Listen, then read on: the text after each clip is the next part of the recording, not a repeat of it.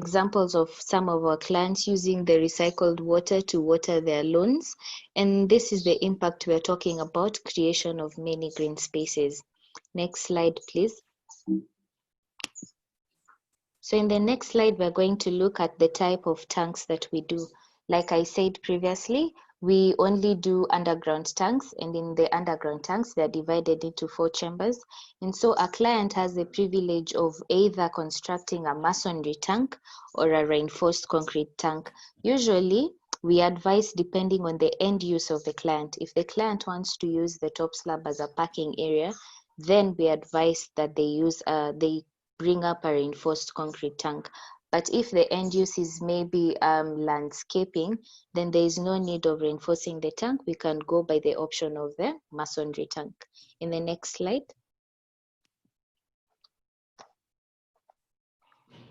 There? Yes. So this is a layout of an already done system. You can see the client landscaped the top slab and only left the manhole areas, whereby during maintenance and services, we come in and we have to inspect the inside the tank chambers through the open manholes. And we usually need the client to at least construct the tank near a boundary wall where we mount the cabinet. The cabinet contains the blower, which is usually the heart of the system. It's the one that transfers air from the environment into the chambers to carry out aeration. So basically, we can see the control panel mounted and finishing, where there's someone standing. The white box there, that's the cabinet, and then it's connected to the boundary wall. And then we have the creeping plants, which then we have a pipe there taking in the hose pipes into the chambers. You shall see in another slide. Next. Yeah, so now this is a layout of large systems. We have clients who've done it for gated communities, and we have some who've done it for apartments. Like you can see the one on the bottom left, where the client is using the top slab as a parking area. I hope you can see the manholes, and that's the cabinet over there. The manholes are there, and people just park on top of the tank. So you see, your space is not wasted, as you can still reuse it. The above one, you see that just above that one, you see the client has landscaped the top slab, and in the next one, the client used it as still a parking area and also as a basement, and that goes for the same as the lower one. So the space requirement is very minimal and it's not wasted, as you can still reuse it for other purposes. In the next one, next slide. So in this slide, we see Engineer Lucy trying to smell the treated water to see if at least it has some smell. And the fact that she has it so close to her nose means that the water is usually odorless, which is one advantage of our systems. And you can see how clear the water can get. So at this point, usually before you start reusing, we advise that they are taken to the lab and to ensure that they meet the standards required by NEMA before you start reusing it. And I hope your questions on the quality of the water will be answered when we're taking care of the water quality analysis area. So uses of the treated water are many. For clients who are beginning, they can be, when clients who come in at the initial stages usually can use it back for flushing. But for clients who come in, or rather contractors at the beginning of the developments, then they have other options, like maybe use it for gardening, for irrigation, for cleaning parking areas, pavements, cars. You can also use it for construction again, and you can use it for dust suppression, and the water can also be used for firefighting. So basically, the major value that we get by using recycled water is saving on water bills, and it gives a very significant impact when you use recycled and treated water for your gardening and other uses, as compared to when you're using municipal supplied water. Next slide. So in this slide, like I had explained earlier, the top slab has many uses. This is a client, one of our clients in Tome, who covered their top slabs with an artificial grass. So this is one of our clients who really values aesthetics. We lost the screen, but I hope that you can remember how it looked. Yes, the second last slide.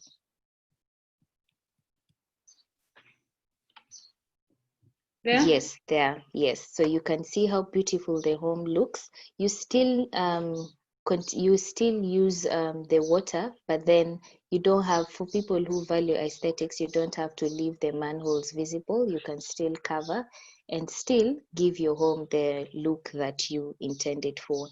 So in the last slide, it asks the question, why should you recycle? From the presentation I've just given, you've seen the importance of recycling to save our environment and to save our people as well as the animals. So the main purpose of recycling is to save our environment and to make it more sustainable, not only for us, but for the future generation. Thank you for taking time with me through this presentation, and now I welcome us to move into the next presentation. Thank you very much, Troy. I think what we could do is maybe take brief questions before we move in to the next session, because the next session involves two of our team members. They are live on site, and they can just show us samples of clean water and a bit of maintenance. So in case anyone, I think someone had a question, we can take it now. Yeah, I was asking what happens to the sludge in the treatment session? Okay, maybe Troy, we can take 3 questions you answer at once. I see there's another question from Elijah Osuga, so I can unmute him. Elijah? Thank you. My name is Elijah Osuga. I'm a civil engineer. I also wanted to ask about the sludge. How often do you maintain the sludge, and what other kind of maintenance do you do? Another question is, I think there's some bacteria that is involved in treating the water. How do you culture? And do you culture once and it's good? And then I also had another question. What's the name of your manufacturer?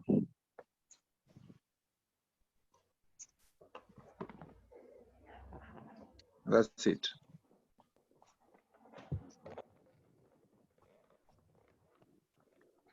Okay. Lucy, any other question?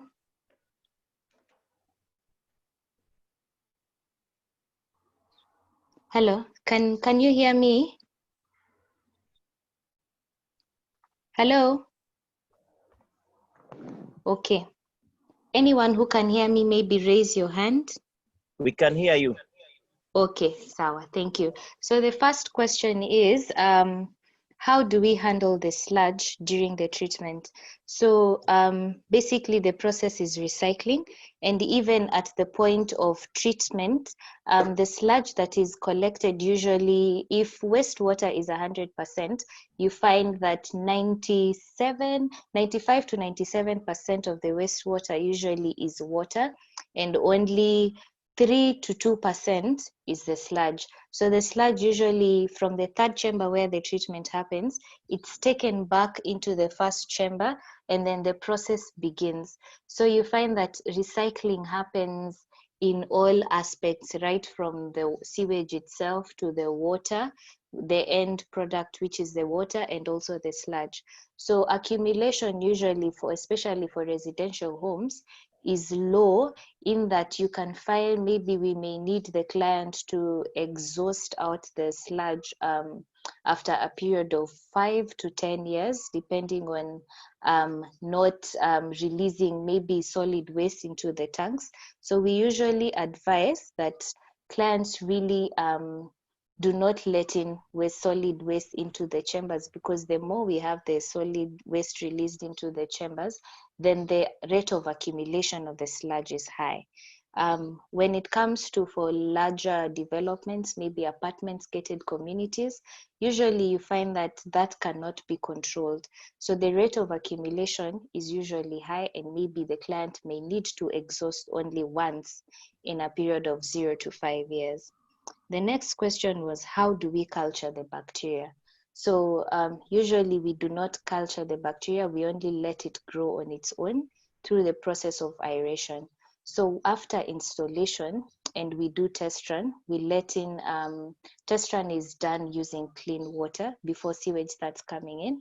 So the water is usually not taken out, we just let it start aerating using the clean water. So when sewage continues to come into the chamber, you find that fecal matter, which is present in the sewage, contains the microbacteria that is very useful for the treatment. So what happens during aeration is the bacteria is aerated and agitated, and in the process of aeration, it ends up feeding on the fecal matter. And when it feeds on the fecal matter and the conditions are viable, you find that the microorganisms increase and reproduce, and hence increase in number. So they become more efficient during treatment. And in that way, that's the only way we culture. We do not add chemicals or something in the chambers. We only do, we try to let nature take its place. We only try to increase the rate at which it happens. And the other question, and you asked if the bacteria usually is good. It is usually 100%, as you have seen the result of the kind of water that we usually get. We'll also see, as part of the presentation, we'll also show you test results from some of the treated water from some of our sites that we have done. And someone also asked, what is our manufacturer's name? Our manufacturer's name is Reinhard. It's a German name. Maybe just the spelling is REIHADT.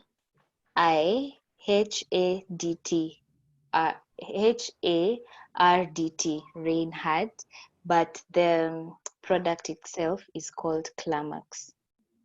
I hope that answers your question.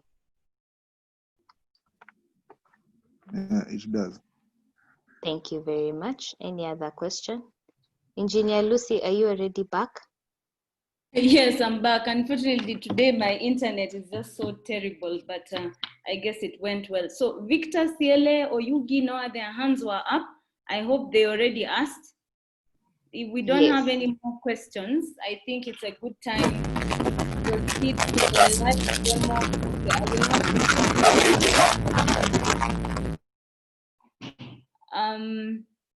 So Emmanuel, Wycliffe, we need you unmuted so that you show us live from site.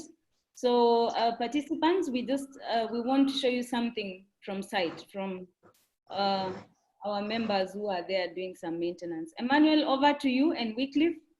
Okay, hello everyone. My name is Emmanuel. I'm going to show you a live site, how the system works and the quality of water we discharge. So first of all, like Troy had explained, we have 4 chambers. So the pre-treatment chamber, where now we trap all the non-biodegradable materials, and this is where the water comes in. So that is it, the pre-treatment chamber.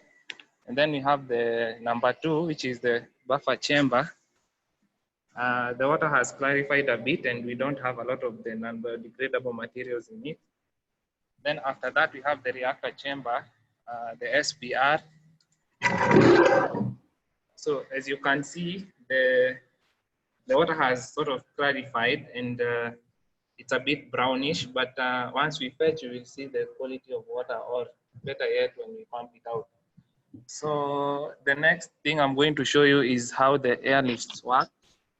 So we are going to start with the feeding phase, that is fetching the raw sewer from the buffer chamber into the reactor.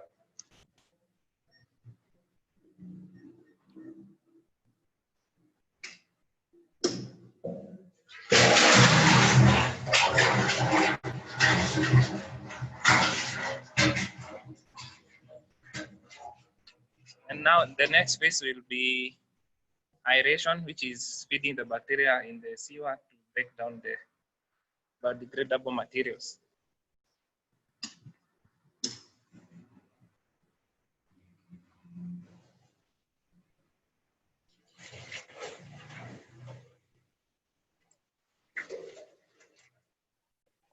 So that's aeration. After this, we have a phase called sludge return, which is pumping back whatever was not treated back to the first chamber.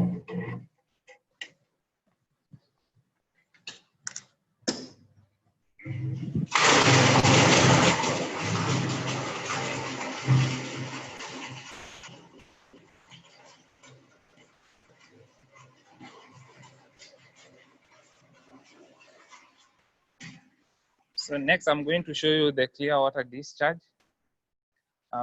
This is pumping water from the reactor into the storage chamber.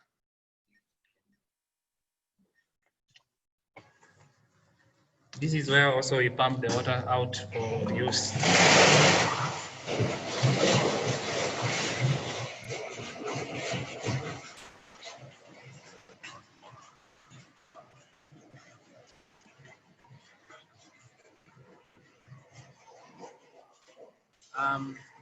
Now from here, the water is safe for use. So I'm going to show you pumping it out into a public drain or for use. Emmanuel, maybe while you're still there, you need to show the participants that they need to have a submersible pump in the storage port chamber to get out the treated water for the use. Okay, I will show that one. So now this is where we discharge. As you can see, the water is flowing out to a public drain just after this boundary fence. To show you back again, the discharge pump for the treated water. So we have two options. You can have either a surface pump or a submersible pump. For this case, the client opted to have a submersible pump. I don't know if you can see it down there. Yes. Yes, that's the pump that we are using now to pump the water out for use. Do you have a sample in a bottle? Yes, we had initially fetched one. This is You it. can fetch live for people to see.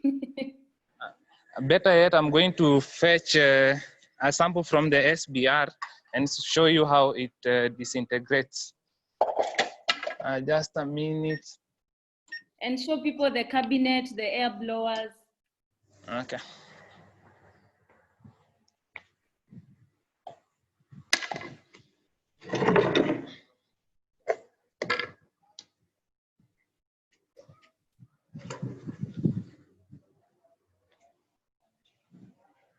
So Emmanuel is getting us a sample from the aeration chamber. It has the sludge microorganisms, so we'll be able to see how it settles down and you get the clear supernatant at the top. So I don't know if you guys can see the two small particles, the disintegrated particles in the water. Yes, side view we can see. Yes, so I'm going to show you later on after settling the clarification of the water and the sediments at the bottom.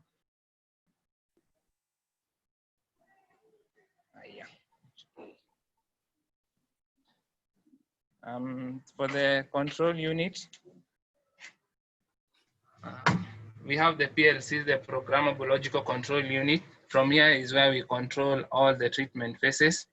Like you can see, for now, it's under manual mode, so that at least we can show you guys the different phases. That is the feeding phase, aeration, the clear water flush, and the mud flush, which is the return of the non-treated sewer. We have the electrical protection, a surge arrestor, a phase failure, and a contactor.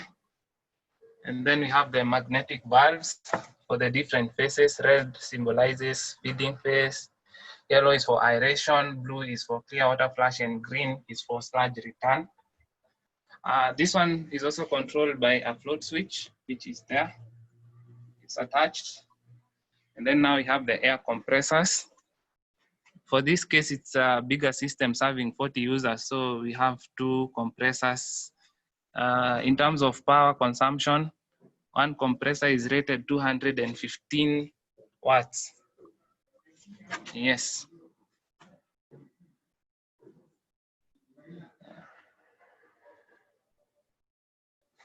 I don't know if you guys can read that. That's the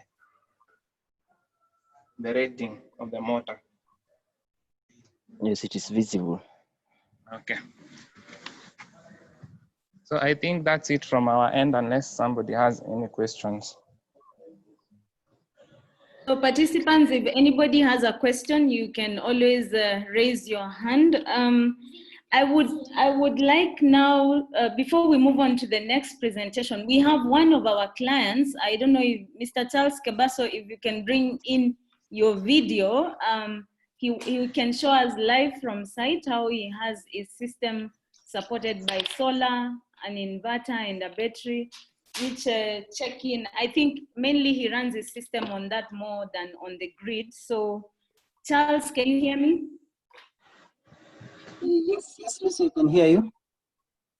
Yeah, so Mr. Charles Kebaso is one of our clients. He has Is my video on?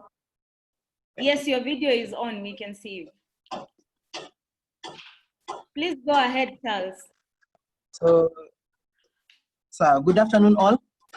Good afternoon. So I just moving around. My site is fairly new. I think it's almost 1 year now. It's not complete, as you can see. That is the system that I have for the wastewater. This is my chamber. Out here, it's still fairly incomplete. And inside here, on this last chamber, I've got the submersible pump, and you can see the use for my water. I have a small maize plantation, and this part of the part of Nairobi is fairly dry, but you can see I've been able to put in a very green foundation. Probably in about 2 weeks or 3 weeks time, I'll be harvesting maize, so I can start getting orders from you guys. So, yes, we can allow you to market because you are supporting us. Yes. So as you can see, I want to show you what I've done before I go into the house and actually just show you where the solar system is and everything else. Up on my house, And the chlorination, because maybe people are wondering, you're using sewage, water reclaimed from sewage for your maize. Yeah, what I do the chlorination because I don't have the storage outside here. I normally do the chlorination inside the last unit as I pump the water out.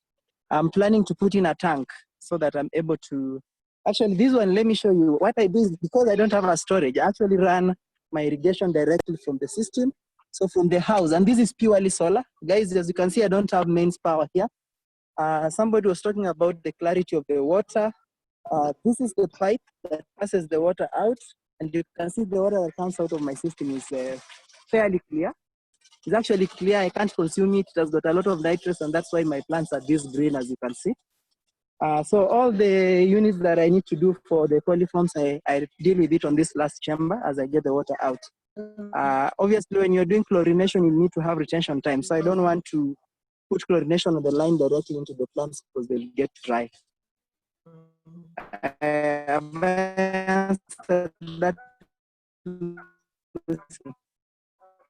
We have someone Am I losing speaking. you? And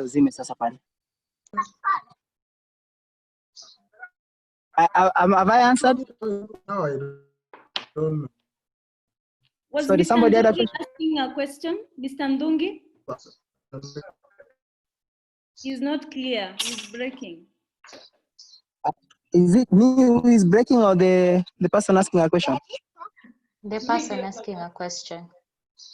Okay. So I've got, I probably, let me just go quickly to where I was.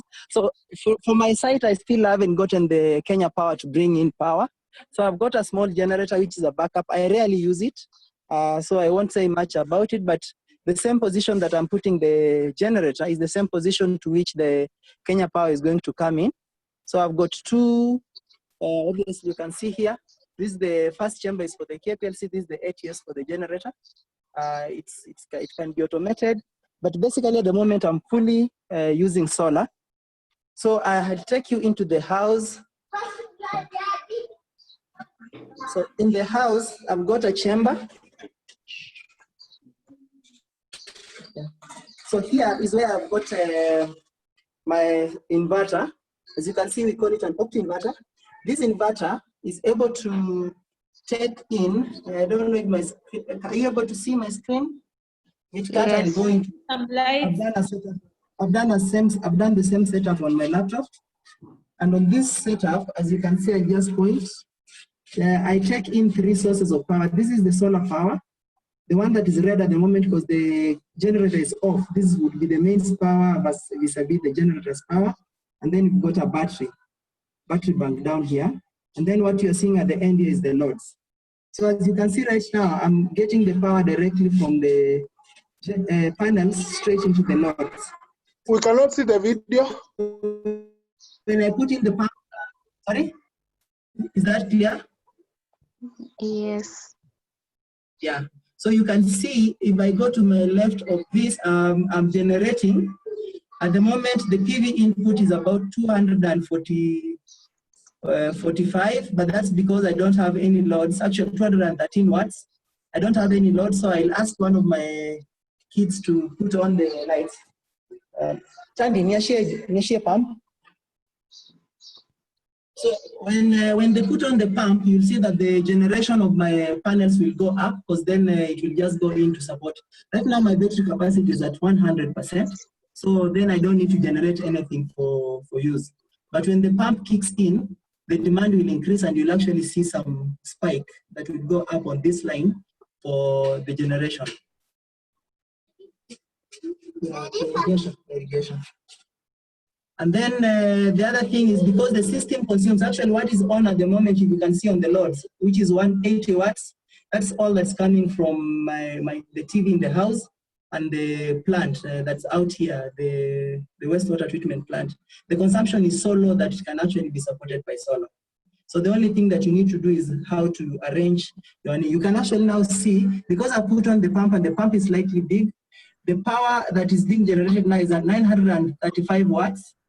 And my pump is consuming, plus other load is consuming about 764, yes, about 764 watts. So as I consume, the inverter I have is able to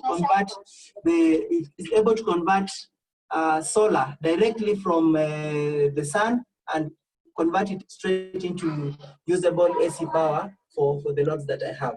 And then the rest of the excess power is stored. And normally that you're able to see, I wish my screen would, I wish this would be clearer so that you're able to see what's on the screen. Positioning your phone, you can position your phone in a way the screen is more clear. That's what I'm trying to get it. So but it's okay, you can explain, just explain. Yeah. Yeah, so right now I'm generating, which is 900 of, that's the pumping capacity, and I'm able to charge the batteries at the same time. So that's it for me and how I'm using the solar power to actually support the system and where I'm putting to use the recycled water.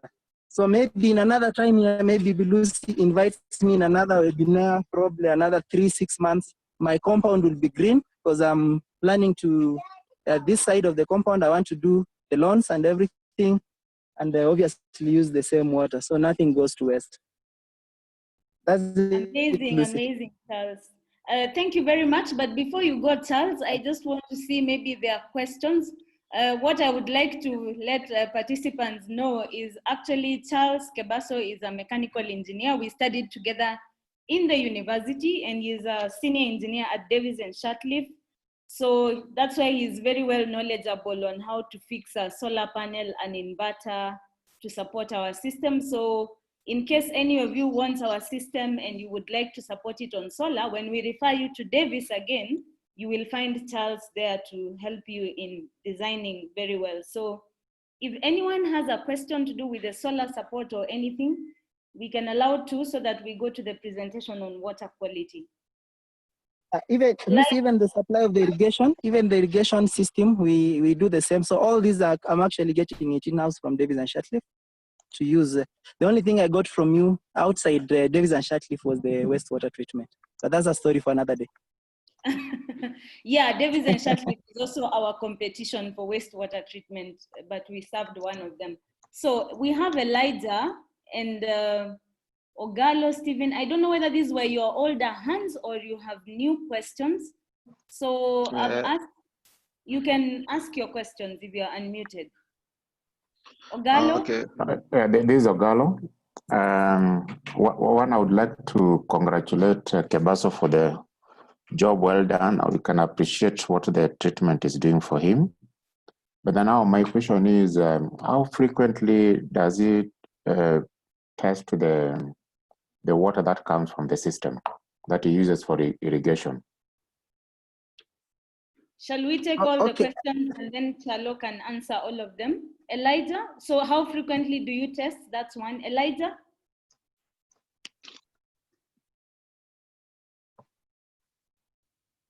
Elijah, did you have a question? Yes, I did. I'd also want to commend Engineer Kebaso for the wonderful work he's doing. And I hope to get some maize from him. So my question is, if let's say I didn't have the solar system, how much power consumption should I expect for a 10-person system, for example? And another question is, when you do the maintenance for the people who bought from you, do you do it?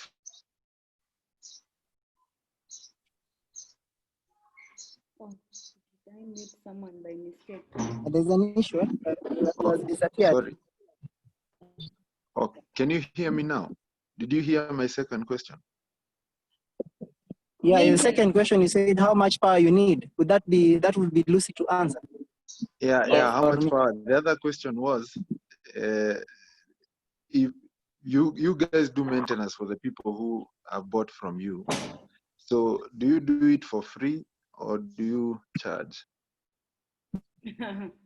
Okay. Good question. So those maybe, are for us. Yeah.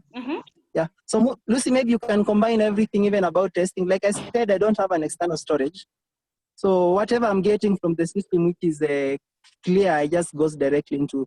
I do some chlorination, so I just put a dose of chlorine on the last tank, let it cure. So I put it like, if I'm irrigating today, I don't irrigate all the time.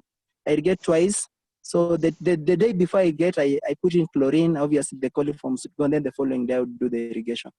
So when I have a tank out here is when I'll be talking about irrigation. So I mean treatment. I believe when I put the chlorine, the coliforms go, and then maybe the other questions are for you.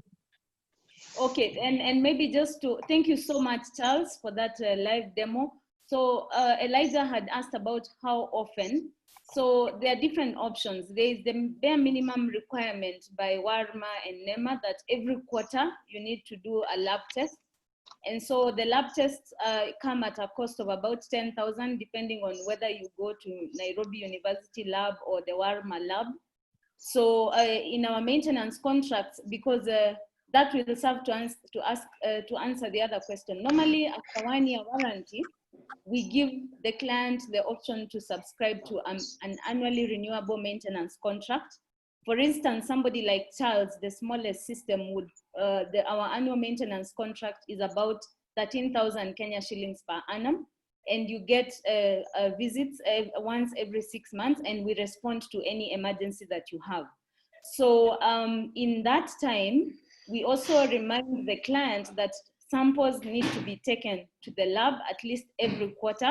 So a lot of clients, once they do one test, they normally think the test is expensive, so they may not do all the quarters, but at least in a year.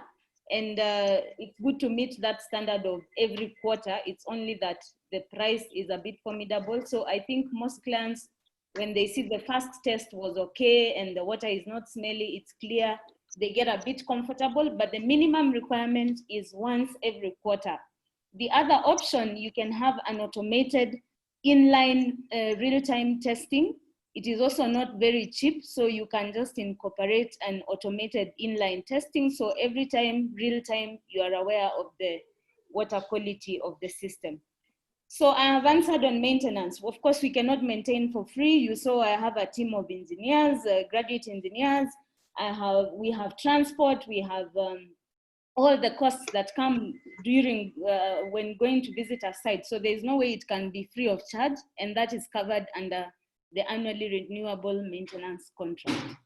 Have I answered all the questions?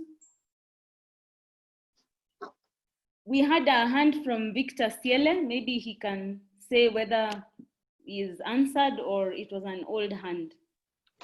Victor? Yeah. Yes, thank you. My question has been answered. I wanted to know about how frequent the tests are carried out. And there's a question in the chat. Leonita Sumba says, I didn't get very well the explanation of what happens to the sludge in the first tank. So just to clarify one more time, the pretreatment chamber holds the non-biodegradables and the old inert sludge that has been wasted from the aeration chamber. So if you have your home, that chamber, you need to empty it at least 3 to 5 years and remove that sludge. Now that sludge can either go to a landfill, or if your sludge does not contain things like plastics, non-biodegradables like bottles and clothes, you can actually dry it out and you get very fine manure out of it. But before you use it again, it also needs to go for a lab test to make sure it's pathogen free. But in the developed world, like Joe, who is in attendance from Germany, he can confirm, because they are very disciplined there, their first chamber does not have a lot of stuff. They dry it out and they're able to use it for manure, but it also goes through certification and ascertaining that it has no pathogens before it's applied as manure. So are you still there, Joe? Yes, I'm here. Maybe you can add something from the German side. Yeah, I can confirm what you have told them, because yeah, as you said, in Germany, it's used for, yeah, after you have pumped it out, just like you mentioned, you have to dry it. So it's really dry, and it's, yeah, and then you need to test it so that there are no bacteria or metals inside, and then you can use it for your garden, for example, or for landscaping. Okay, thank you very much. I think, Victor, are you answered? I see your hand is still up. Victor, Yes, I'm answered. Yes, all right. I'm answered. Thank you. So participants, thank you very much. In case anybody wants to take a health break for 1 to 2 minutes, you can do that, because now we are moving on to the next presentation, which is about water quality analysis. I see time has really moved. We were targeting to finish by 12:30, but we know there has been interruptions. We apologize for that. So you can take a health break 1 or 2 minutes, and then we'll be on to the next presentation, which is our final presentation. And keep writing your questions on the chat. We are glad to answer them. So as I prepare to bring up the slide, feel free to stretch a bit, take a break, and then by 12:18, we will be on with the presentation. Thank you very much. Don't log out, stay in there. Meanwhile, I will replay the video that we played, because it sort of summarizes what we do in case there are people who missed it out.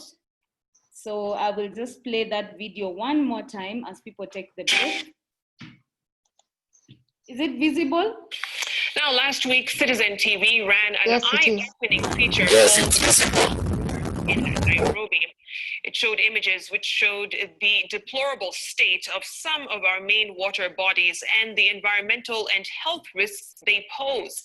On Her Say Tonight, we highlight the story of a woman who started a company to address that danger.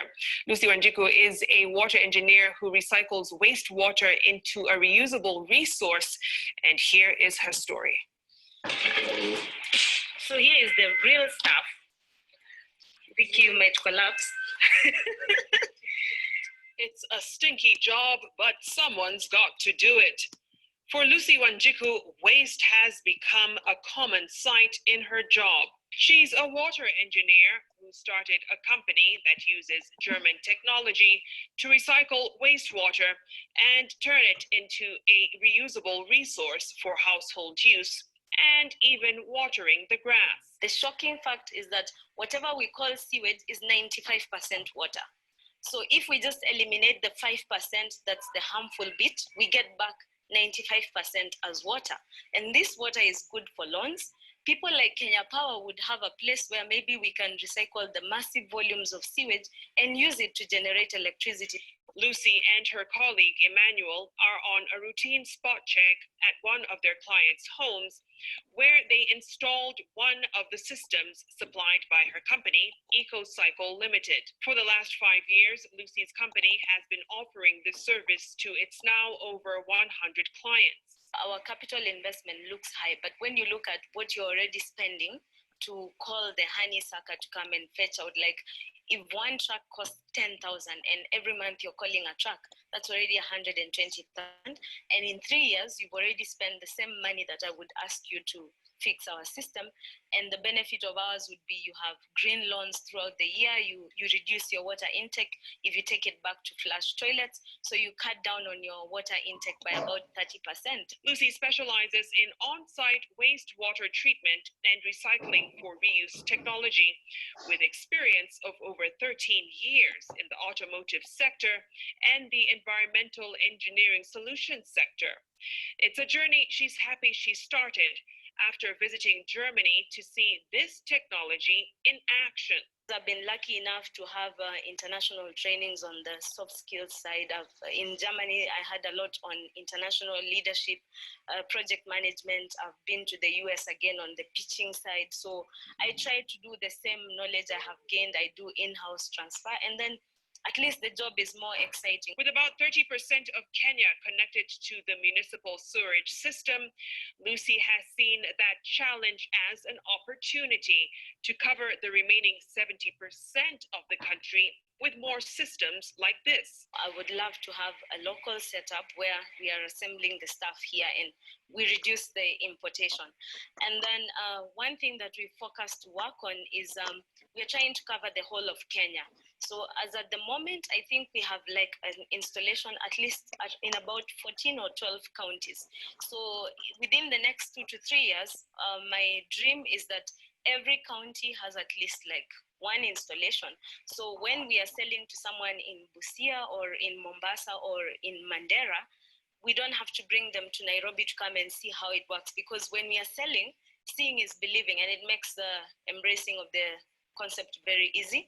Lucy hopes more Kenyans will embrace this new concept to safeguard their health and the environment against risks that could cause irreparable damage down the line. Okay. So now we will move to the next presentation. Troy, I think I see there's a question in the chat. I also asked about the average power consumption for a 10-person system. So Victor, a small system serving 5 to 10 people, it's rated 80 watts and it runs for 10 hours in a day. So your average monthly consumption in Kenya shillings would be about 400 Kenya shillings. So it's really minimal to spend 400 Kenya shillings and reclaim about 45,000 liters of reusable water. So the cost-benefit analysis makes sense for that. Do we have any other questions? Troy, maybe you can read the next question as I set up the presentation. The next question is from Oyugi Noah. I want to ask, do you just target residential properties or also commercial properties, such as schools and factories? So maybe to answer your question, Oyugi, we target all developments as long as there's production of sewers, even hotels, parks, all of them, as long as the development has production of sewer, it is our client.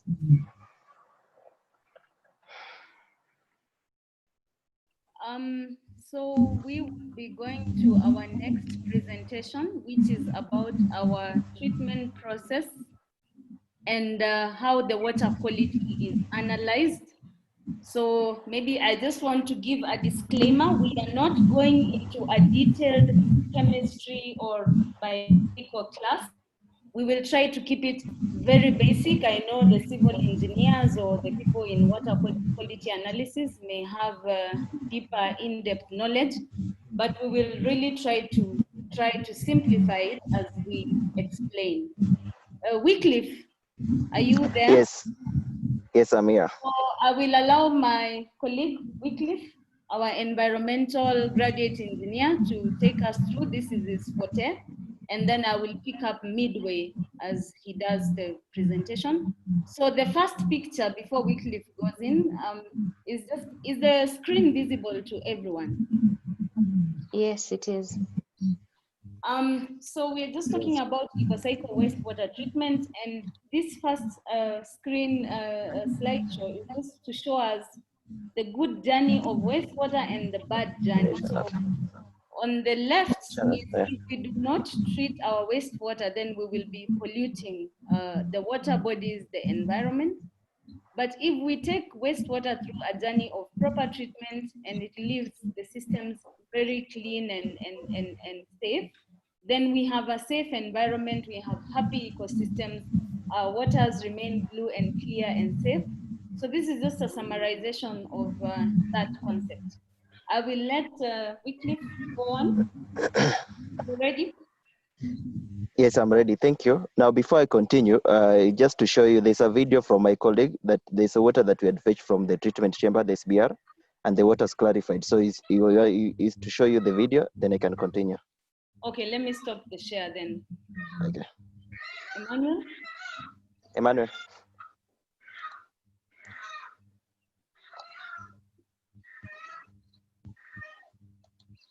Is he on?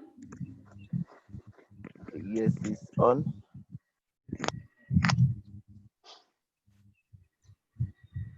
Okay, I'm going to show you the sample we initially fetched, and I'm going to pour it out, and then you see the clarity of the water, as well as the sludge that settled at the bottom.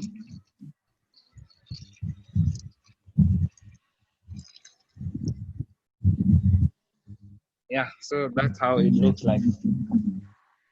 Wycliffe, over to you.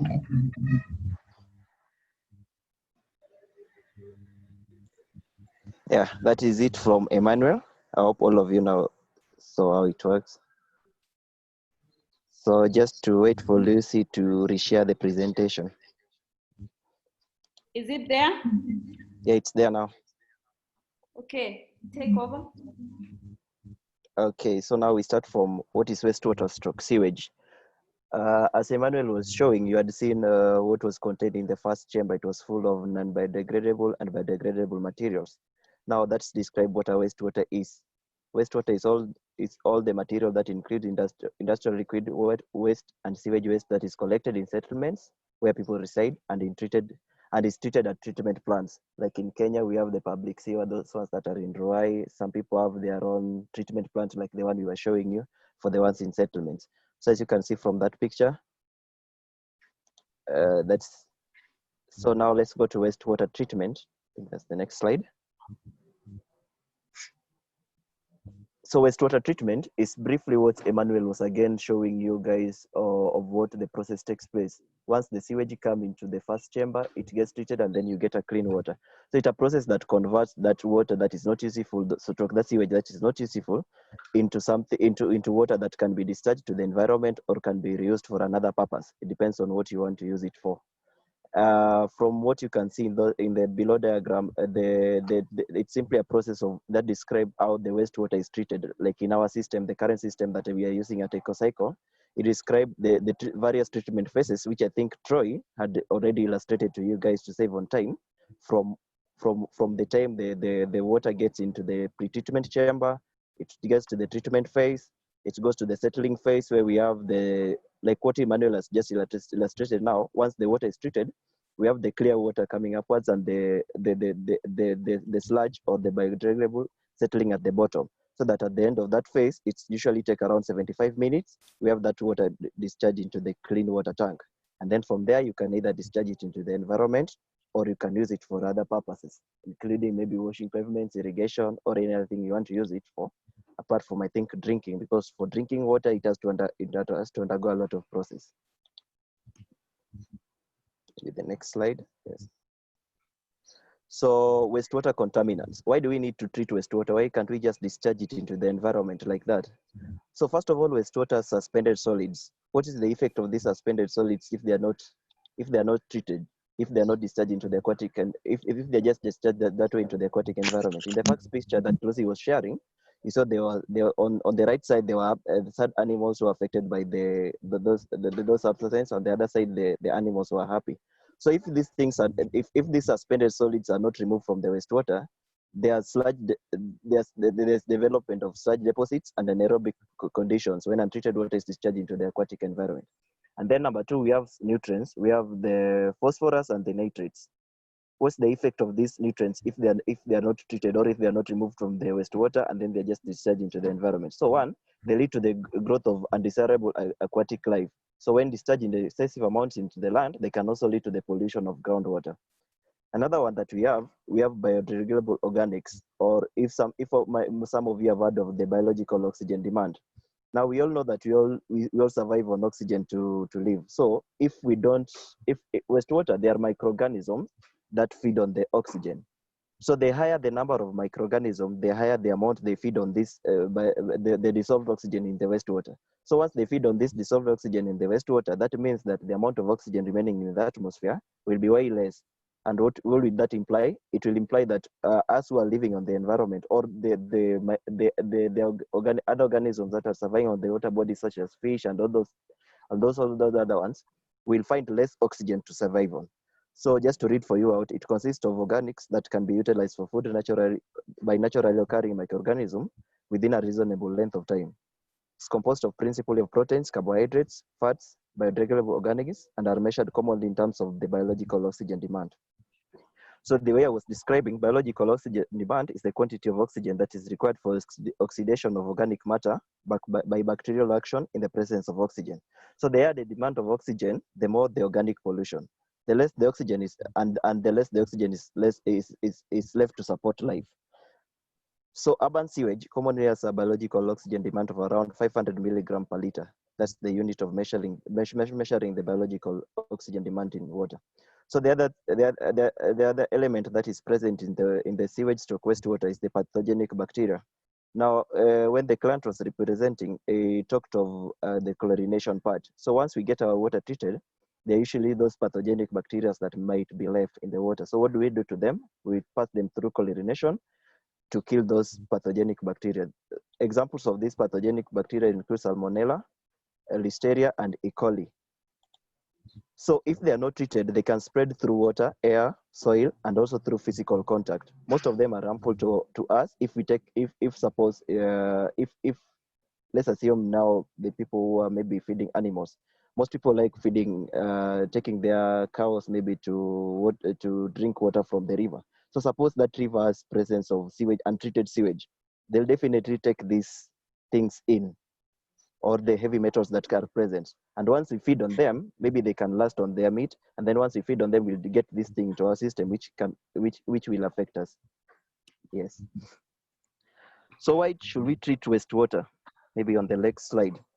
Just as Dad said, the first reason is to remove pollutants from wastewater for its recycling, just as what you had been shown here and what the client had shown you. And then two, to promote health concern and public hygiene.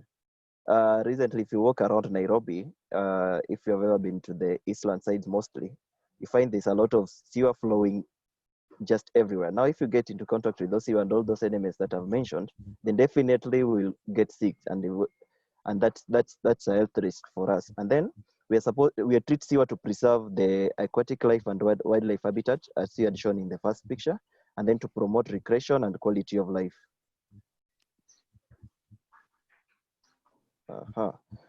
So where does all the wastewater or sewage go to? So once you are from the washrooms, from the shower, from kitchen, where does all these things go to? In Kenya, we have there's a percentage Troy had shown you guys that there's a percentage that is taken to the public sewer, but not all are taken to the public sewer because you find most places are not connected to the public sewer. So where does this thing go to? Maybe some people call exhauster to come and exhaust. We are not even sure if they're taking all those sewage to the treatment places. So the best way, I think, for those people who don't have public sewer, the best way, if you love the environment, if you love your aquatic environment, and if you want to have a nice place to stay in, is to just recycle your water. And maybe if you want to discharge it, you're sure that you're discharging something safe into the environment. So by gravity, the wastewater is on its way up to the municipal rate. And as we had seen from the, if we are there in the first presentation that Troy was representing, like in this government public sewer, most of water is not being treated there. So maybe with the time they will find a way of improving it, but little is being done. If you've ever gone to Ruai or something that's or any treatment plant, you'll find a little being done on it. So that's why we've come up as Ecocycle, and here we really have to thank Engineer Lucy who has come up with this idea of helping save the environment and helping recycle the water back into its useful into use, which is very good to the environment. So my presentation will end there, and then maybe the next presentation, Engineer Lucy will take us through to enable you understand now how efficient or how safe is it now, is it for you to use this treated water. She will show you all the components of the treated water plus what is being removed in deep analysis. Okay, thank you very much. Thank you very much, Wycliffe. Participants, if you have any questions, please just hold on to them. We just have, I think, 3 to 4 slides remaining at the end. Wycliffe has actually covered it very well. I don't think I have a lot to add. So basically, we have talked about samples of our wastewater, of treated wastewater, being taken to the lab for analysis. So when these samples are taken to the lab for analysis, what is actually being tested and what are we looking for? So basically, when a lab receives a sample of raw sewage and treated sewage, they will be trying to analyze and find out whether the things that Wycliffe has talked about have been eliminated. And they test them by observing 3 categories, which is 3 attributes: physical, chemical, and biological. And when you look at our NEMA schedule of treatment, NEMA normally have a schedule of standards of how to manage different things into the environment. So there's a schedule on water treatment and the quality and the standard that they have set for treated water that can be allowed back to the environment. So when they are doing those analyses, the things that they look at is what we are discussing briefly, not a chemistry class, but just briefly and in the most basic way. So we have physical, chemical, and biological. So when we talk about physical, it's basically the things that through the senses that we have as human beings, we can observe, either touch, smell, feel, or what's the other one? Yeah, like the senses that we use, we can detect those physical parameters. So they will do a test on total solids, color, whether it has odor, whether there is stability, whether the temperature, how much it measures, and the conductivity. So when they do the measurement of total solids, they're trying to determine if we still have the suspended solids that Wycliffe alluded to. So it is not good to have many solids still remaining in the water because they will affect the aquatic life, and the dissolved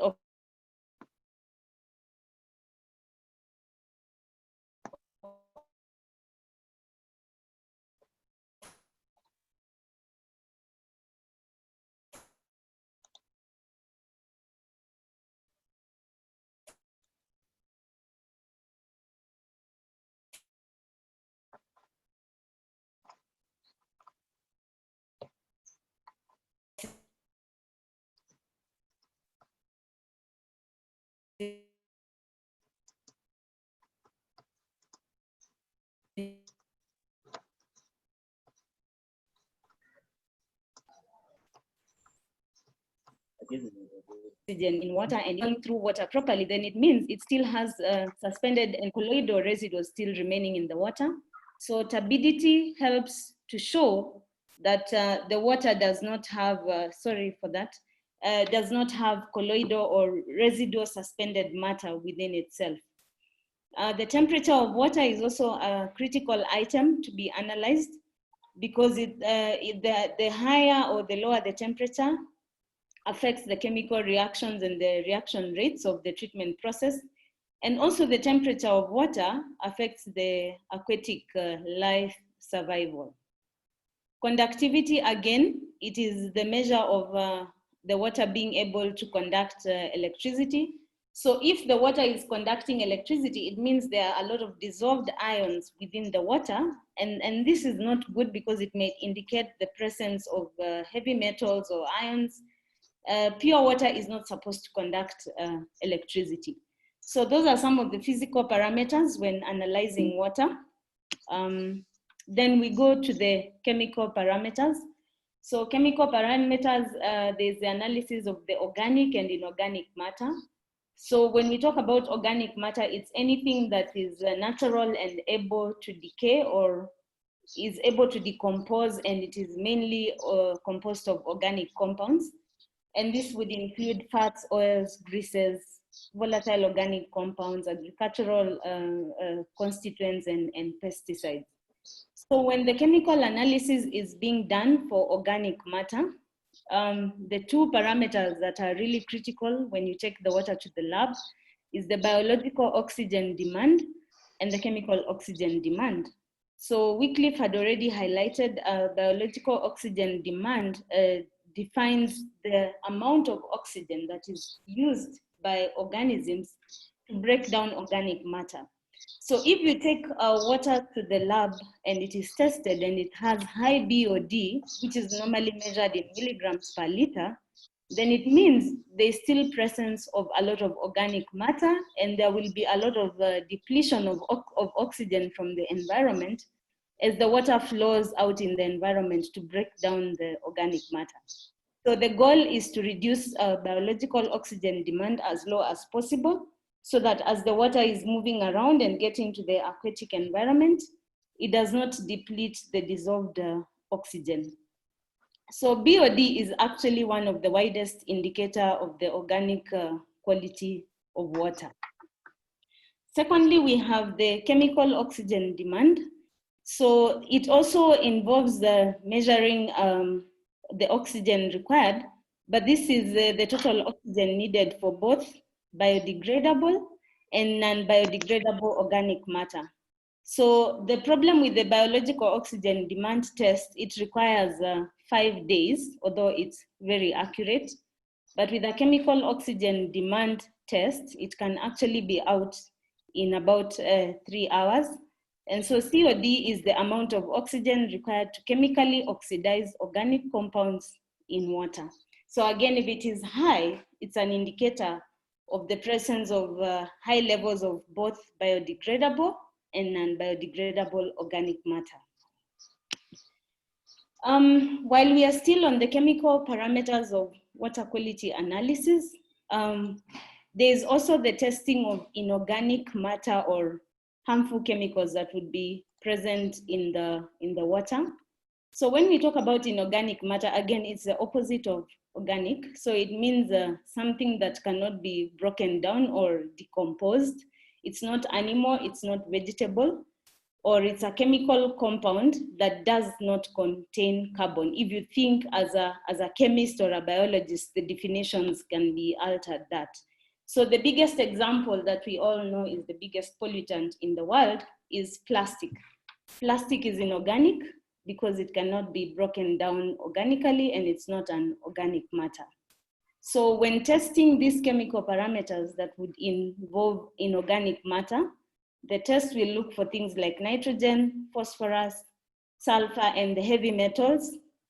Heavy metals, we popularly talk about lead, mercury, arsenic, and cadmium. We know we have all had the dangers of these heavy metals, so they are carcinogenic, so they would cause cancer.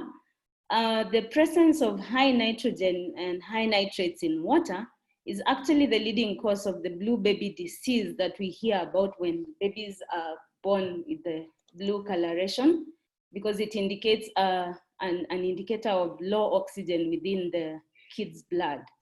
Heavy metals may also cause kidney failures, liver diseases, damages to skin, and nervous system failure or cancer, as already mentioned. Then we have the third parameter, which is the biological parameters. So when we talk about biological now, we are basically addressing the microbiological organisms and pathogens. So this is where we keep talking about chlorination. So chlorination in Kenya is the biggest form of sterilization, but we are all aware there are other forms of sterilization, e.g. ultraviolet light or ozone sterilization. These are a bit costly, but also very effective. So for most of our clients, as Charles explained, they employ mostly the inline chlorination, which ensures the chlorine dosage remains at 1 part per million, which is safe for reuse. So as I said, it's not a chemistry class. We are trying to go over it as possible as we can. So the objectives of treating wastewater then is to bring down all those parameters that we have talked about, reduce the BOD and bring down the COD, eliminate or reduce the nutrients, which are the nitrates and the phosphates, because when you look at the schedule of NEMA, there is the allowable limit of level of nitrates back to the environment, or phosphates, or sulfur, or all the metals, what is needed. We will be looking at a sample lab test from one of our clients in Syokimau, so you will see this in practicality. Then of course, the final objective is to remove the pathogenic microbes, which would be the salmonellas, the E. coli that would be disease causing. So once we have treated the water, as you have all seen practically, then we can take it back to the environment safely for reuse. And this is after sterilization, e.g. chlorine, UV, or ozone. Or you can also have optional carbon filtration because it's part of helping to remove suspended solids and colloidal matter in case we have frequent power outages that would affect the aeration process. Someone had talked about sludge. So when you're very organized, as we said, if you do not throw in non-biodegradables, the inert sludge can be dried out, and then it is tested, and it is cleared to be applied directly as land fertilizer.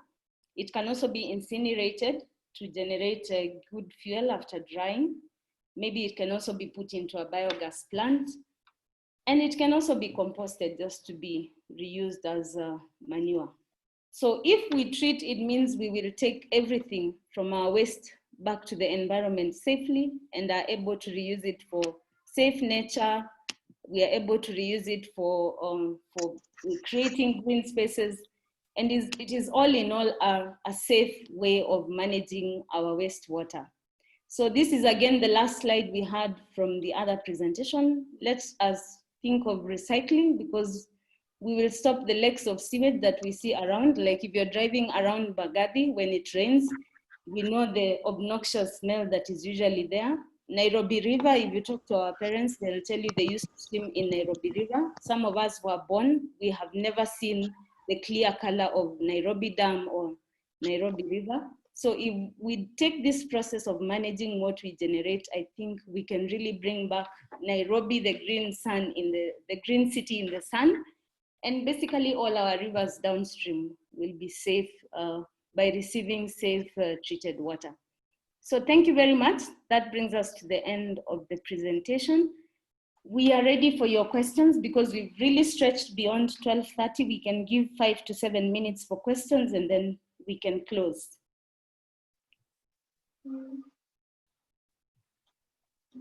Hello?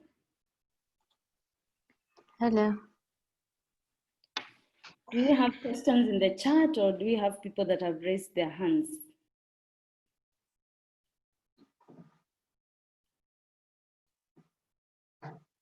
Dr. Muo Kasina, are you in the house? Hello? Yes. Yeah,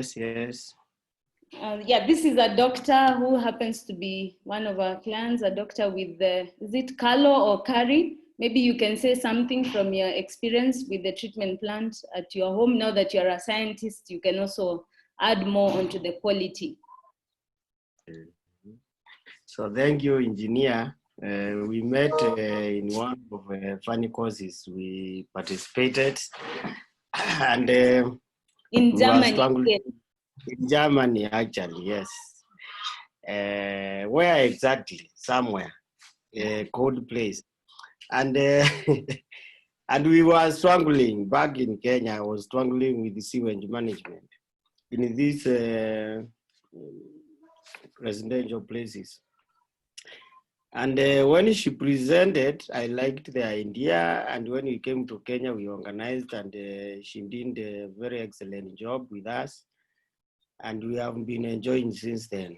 Actually, it has been very nice. We have very nice garden, grass, green all through. The plants have changed. They were drying. They are no longer drying. I am a scientist on silk. We make silk. And we have planted some mulberries. And I've trained my kids how to rear silkworms. And the silk quality is dependent on the quality of mulberry leaves. So one day we reared, and the kids produced better than the center where I work. And our colleagues from Japan were wondering, what did they do? So I remembered possibly it is the quality of the water that we have in the mulberry. Maybe it is nutritious, and it resulted to better silk. The only thing that I think I've been struggling with is the chlorine treatment. So I do it very manually because the pipe that we use is big, and Davis and Shadleaf, they suggested a certain pump which has a bigger diameter. So I was wondering whether they have been able to come up with a tool that we can use for such a system. I think, engineer, you already know about this. So yes, we can follow that up. Thank you. Who was in this presentation? Thank you very much. Thank you very much. So I see, oh, there is one hand up from Oyugi Noah. Yes, can you hear me? Yes, I wanted to ask, how are you trying to get awareness about the technology? Because you started in 2014 and still there is much of this that is being not being channeled into the municipal sewer, and it's harmful, and it's a threat to the environment. How are you trying to get awareness about the technology you're using?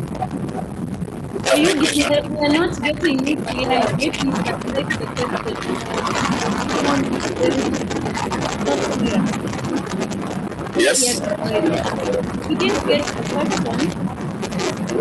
So sound is not clear. Okay, I'm asking. Are you getting me?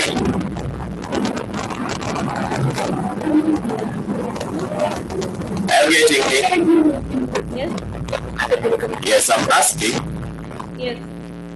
How are you creating awareness about the technology? Because there's a lot of sewer or untreated waste that is being ejected to the environment and treated. How are you creating awareness about the technology you're using? Okay, thank you for that. As Troy had alluded, this webinars is one way. The video that you watched was a mainstream video through Citizen TV. So we also try to go to mainstream media. We are very big on social media. Like every other 2 days, we post educative matters on wastewater.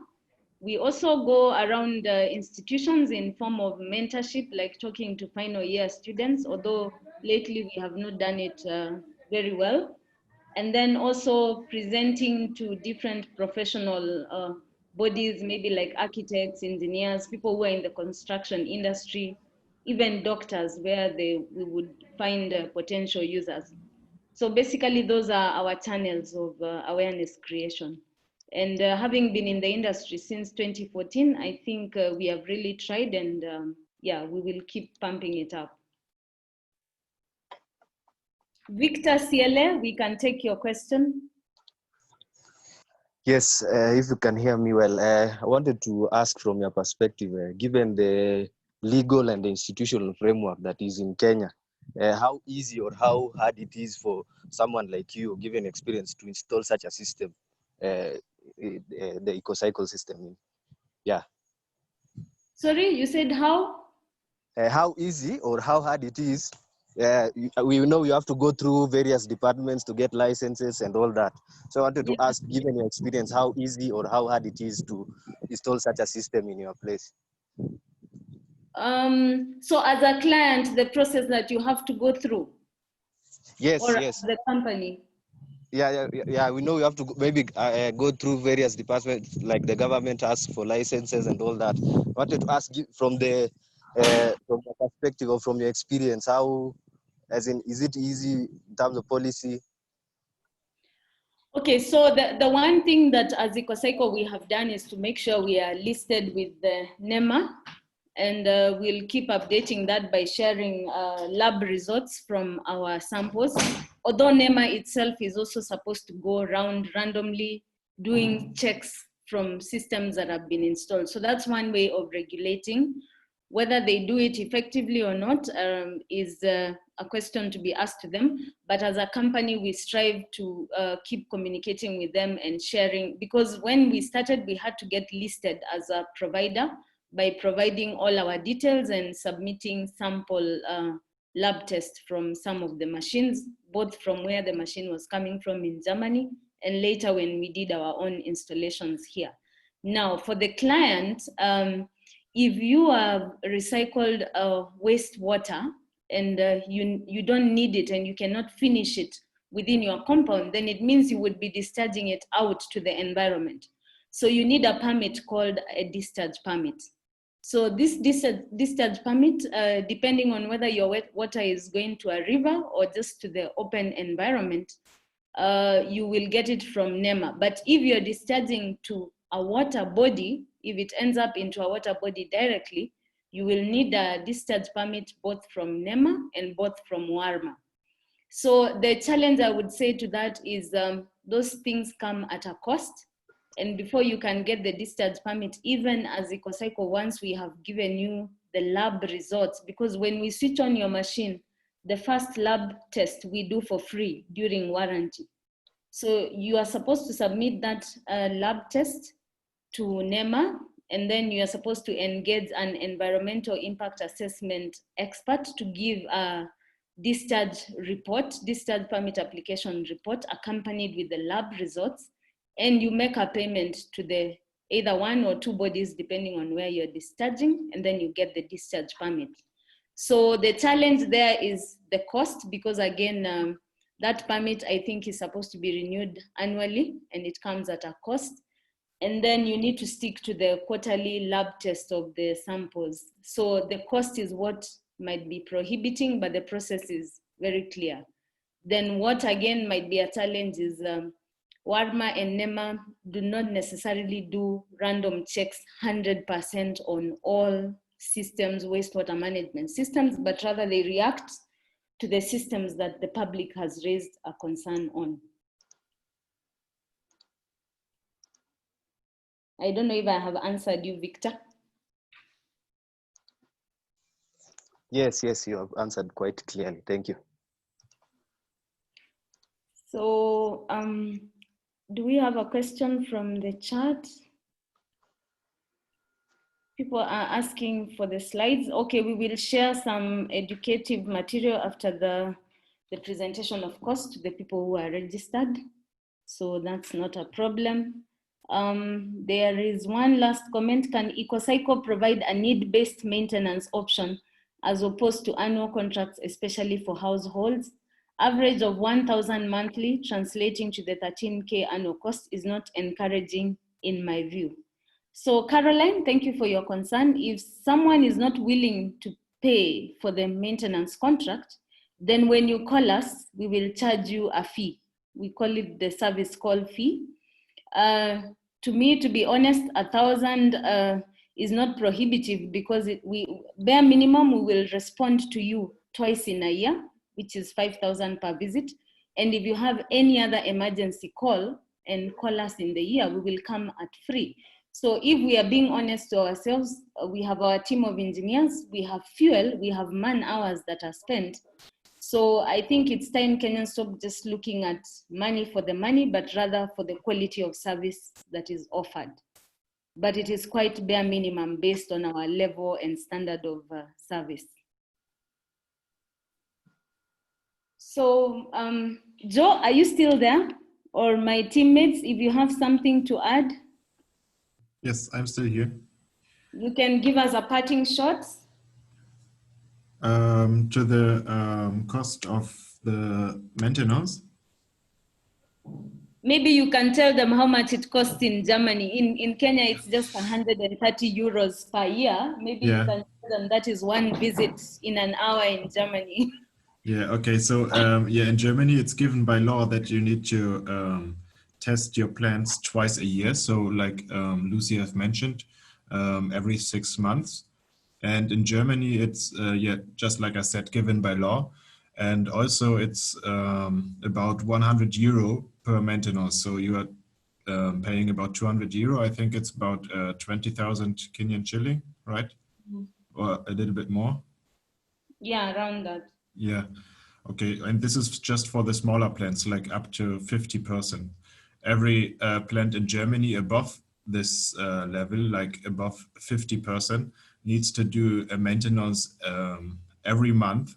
And it's more than 100 euro. It's about 150 euro every month. So because, yeah, in Germany, the laws are really strict that you need to ensure that the water is really clear.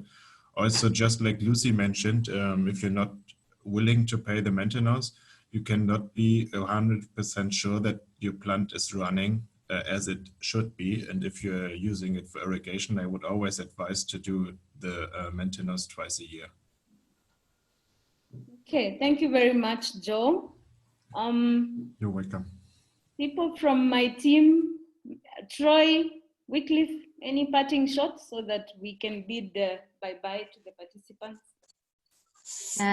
Just to say thank you to the people who took their time to attend the webinar, and to say that if anyone wants a quotation or to talk to us more, they can reach us through our website. There's a request button. You just click on the request button and answer the questions, and we will get back to you. And yeah, thank you very much. Esther, you were not there during the introduction.